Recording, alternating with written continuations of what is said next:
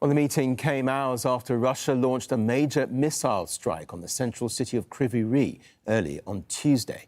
At least 10 people have been reported dead and dozens injured. Jonah Hull reports from the capital, Kyiv. The scene is by now familiar, only the location changes. This is Kryvyi Rih in central Ukraine, President Volodymyr Zelensky's hometown, and in the early hours of Tuesday morning, the target of a Russian missile strike.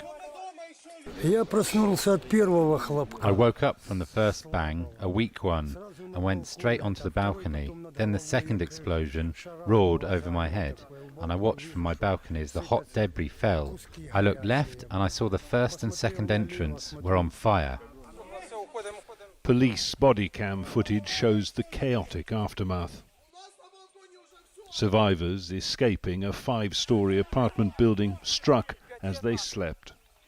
Some dazed, dozens injured, and many dead.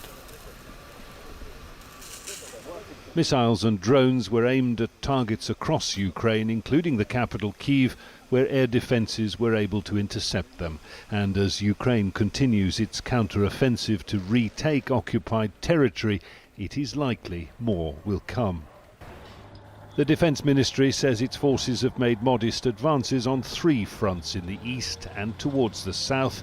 7 villages have been taken back, it says, including this one, Makarivka, where the Ukrainians admit they faced heavy resistance.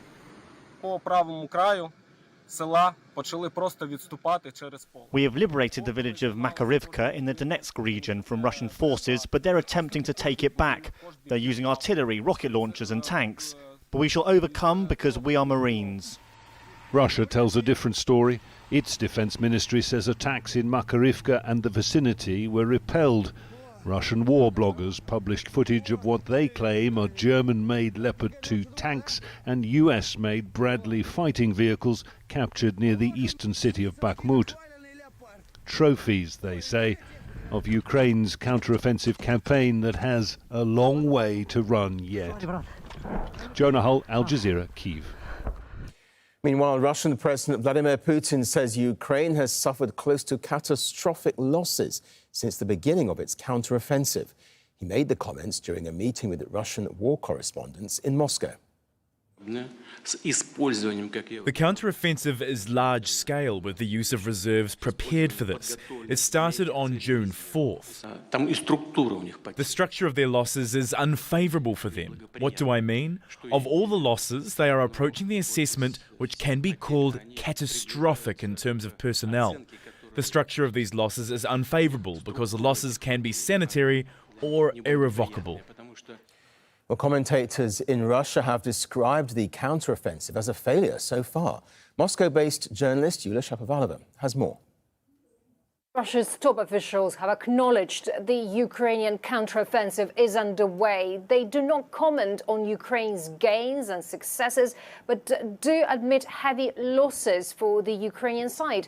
We see the military activity stretching all along a huge part of the front line from Zaporizhzhia further down to the south. The Russian military bloggers have called the Ukrainian attempts a failure, but at the Ukrainian end, we hear that they haven't actually started their proper offensive. They're currently using around 15 to 20% of their reserves, testing Russia's defenses, trying to reveal their weak spots. Domestically, we keep receiving reports about regular shelling of Russia's border regions. There was a report by the governor of the Kursk region of Russia that 2 border villages in the Kursk region were shelled in the early morning of June the 13th. Luckily, no casualties were reported, but quite significant damage was caused.